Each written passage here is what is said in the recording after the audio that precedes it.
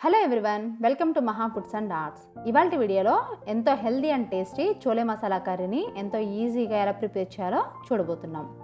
ఇది రోటీస్, పుల్కాస్ అలానే పూరీల్లోకి best combination అండి. మరి ఇది ఎలా ప్రిపేర్ చేయాలో చూసేద్దాం. ముందుగా దీనికోసం 1 కప్పు కాబూలీ శనగలను తీసుకొని శుభ్రంగా వాష్ చేసుకొని తగినన్ని వాటర్ని యాడ్ చేసుకొని ఒక నైట్ మొత్తం నానబెట్టుకోవాలి. మినిమం 7 to 8 అవర్స్ అయినా ఈ కాబూలీ శనగలు నానాలండి, లేదంటే సరిగా నానవు. చూసారు కదా, ఇవి చక్కగా నానిపోయాయి. ఇప్పుడు ఈ వాటర్ని అంతా స్ట్రెయిన్ చేసుకొని ఒకసారి వాష్ చేసుకొని ఒక ప్రెషర్ కుక్కర్లోకి ఈ శనగల్ని తీసుకుందాం. ఇప్పుడు 1 కప్పు శనగలకి 2 కప్పులు వాటర్ని యాడ్ చేసుకొని రుచికి సరిపడా సాల్ట్ని వేసుకుందాం. ఒక ½ టేబుల్ స్పూన్ సాల్ట్ అయితే సరిపోతుంది. ఇవి వేసుకొని ప్రెషర్ కుక్కర్ మూత పెట్టేసుకొని 3 to 4 విజిల్స్ రావాలి. ఈ శనగలు అనేవి మెత్తగా కుక్ అయిపోవాలి. ఇప్పుడు 2 మీడియం సైజు ఆనియన్స్ని ఇలా కట్ చేసుకొని మిక్సర్ జార్లోకి యాడ్ చేసుకొని కచ్చాపచ్చగా గ్రైండ్ చేసుకోవాలి. మీరు కావాలనుకుంటే ఈ ఆనియన్స్ని సన్నగా కట్ చేసుకోవచ్చండి, లేదంటే ఇలా మిక్సర్ జార్లో చూసారు కదా కొంచెం కచ్చాపచ్చగా గ్రైండ్ చేసుకోవచ్చు, లేదు అంటే సన్నగా తరిగి పెట్టుకోవాలి. ఇప్పుడు స్టవ్ ఆన్ చేసుకొని ఒక ప్యాన్ హీట్ చేసుకొని దీంట్లో 2 టేబుల్ స్పూన్ల ఆయిల్ని తీసుకున్నాను. అలానే 1 టేబుల్ స్పూన్ నెయ్యిని వేసుకున్నాను. మీరు కంప్లీట్గా నెయ్యితో అయినా ఈ కర్రీని ప్రిపేర్ చేసుకోవచ్చు. ఇప్పుడు దీంట్లో 1 టేబుల్ స్పూన్ జీలకర్ర అలానే 2-3 బిర్యానీ ఆకులను వేసుకొని ఇది కొంచెం ఫ్రై చేసుకుందాం. ఇవి కొంచెం ఫ్రై అయ్యాక మనం ముందుగా గ్రైండ్ చేసుకుని పక్కన పెట్టుకున్న ఆనియన్స్ పేస్ట్ని యాడ్ చేసుకోవాలి. ఈ ఆనియన్ పేస్ట్ని ఇలా పచ్చపచ్చగా గ్రైండ్ చేసుకోవాలి, లేదు అంటే సన్నగా కట్ చేసుకునైనా యాడ్ చేసుకోవచ్చు అండి. కర్రీ అనేది గ్రేవీ ఎక్కువ రావాలనుకుంటే ఇలా కొంచెం గ్రైండ్ చేసుకుంటే బాగుంటుంది.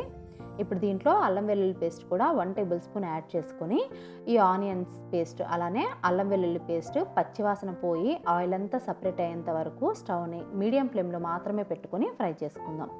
చూసారు కదా, 5 మినిట్స్ తర్వాత ఇలా ఆయిల్ అంతా సపరేట్ అయిపోయింది.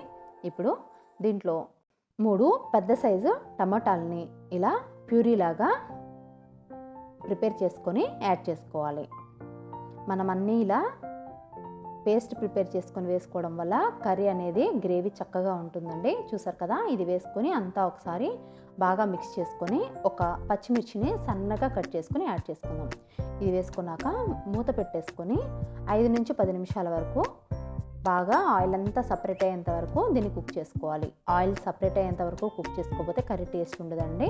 ఇలా ఆయిల్ అంతా సపరేట్ అయ్యాక దీంట్లో రుచికి సరిపడా సాల్ట్ అలానే ½ టేబుల్ స్పూన్ పసుపు, 2 నుంచి 3 టేబుల్ స్పూన్ల కారం అలానే 1 టేబుల్ స్పూన్ జీరా పౌడర్, 1 టేబుల్ స్పూన్ ధనియాల powder, ½ table spoon garam masala అలానే స్పైసీనెస్ కోసం ½ టేబుల్ స్పూన్ మిరియాల పౌడర్ యాడ్ చేస్తున్నాను. ఇష్టం లేని వాళ్ళు స్కిప్ చేసుకోవచ్చు. మీరు కారం సరిపడా చూసుకొని యాడ్ చేసుకోవచ్చు. ఇవన్నీ వేసుకొని ఈ మసాలాలంతా ఒక 2 మినిట్స్ వరకు ఫ్రై చేసుకుందాం. ఇది చక్కగా ఫ్రై అయ్యాక ఒక మీడియం సైజు పొటాటోని మెత్తగా కుక్ చేసుకొని దీన్ని ఇలా స్మాష్ చేసుకొని ఇలా పెద్దగా ముక్కలుగా కాకుండా ఇలా స్మాష్ చేసుకొని ఈ కర్రీలోకి యాడ్ చేసుకోవడం వల్ల మనకి గ్రేవీ అనేది చక్కగా ఉంటుంది. ఒక మీడియం సైజు పొటాటో అయితే సరిపోతుందండి. చూసారు కదా, ఇది వేసుకుని అంతా ఒకసారి మిక్స్ చేసుకొని ఇప్పుడు మనం ముందుగా కుక్ చేసుకొని పక్కన పెట్టుకున్న శనగల్ని యాడ్ చేసుకోవాలి. చూసారు కదా, ఇంత మెత్తగా కుక్ అయితేనే మనకి కర్రీ అనేది చాలా టేస్ట్గా ఉంటుంది. పర్ఫెక్ట్గా కుక్ అయ్యాయి. మీకు 4 విజిల్స్ తర్వాత శనగలు అనేవి కుక్ అవ్వలేదనిపిస్తే మళ్ళీ 1-2 విజిల్స్ రానివ్వండి.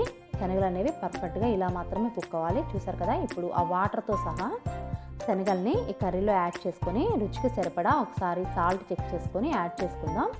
అలానే మీరు గ్రేవీ ఏ కన్సిస్టెన్సీ కావాలనుకుంటున్నారో దానికి తగినట్టు వాటర్ని యాడ్ చేసుకొని మూత పెట్టి ఆయిల్ అంతా సపరేట్ అయ్యేంత వరకు చూసారు కదా బాగా కర్రీ అనేది దగ్గర పడేంత వరకు కుక్ చేసుకోవాలి.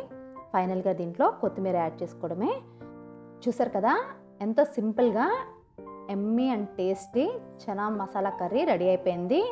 ఇది రోటీస్, పుల్కాస్, చపాతీ, పూరి, రైస్ దేంట్లోకైనా బెస్ట్ కాంబో అండి. చాలా అంటే చాలా టేస్టీగా ఉంటుంది. మరి ఈ కర్రీని మిస్ అవ్వకుండా మీరు ఒకసారి ట్రై చేసి ఎలా ఉందనేది మీ ఫీడ్బ్యాక్ని నాకు కామెంట్ చేయండి. మీకు ఈ వీడియో కనుక నచ్చితే ఒక లైక్ చేసి మీ ఫ్రెండ్స్ అండ్ రిలేటివ్స్కి షేర్ చేయండి.